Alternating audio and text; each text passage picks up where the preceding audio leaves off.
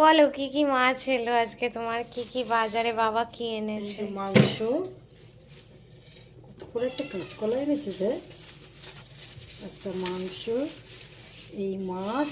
কি মাছ কি খোলো। মাছ দাঁড়া খুলে দেখছি। এই মাছ এই থালাটা বাড়তে তো বানাতে এই মাছ। কত রকমের জিনিসপত্র।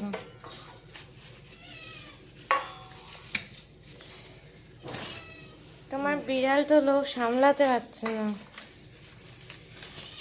একটা কাতলা মাছ আর বেড়ে এইসব তেল কাটা আরও থালা দেয়। দেখি পুঁটি মাছ, পুঁটি মাছ, দেশি পুঁটি মাছ,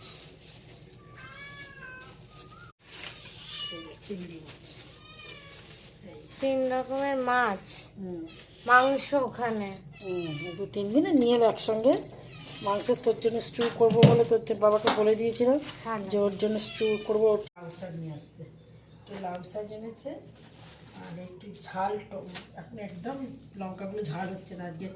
ঝাল কাঁচা লঙ্কা, কাঁচা লঙ্কা এনেছে আর টমেটো, টমেটো, আদা রসুন, পেঁয়াজ। পেঁয়াজ। আর এটাই কি এনেছে দেখি, এটা কি গড়িয়ে থেকে ছেড়ে দেবো।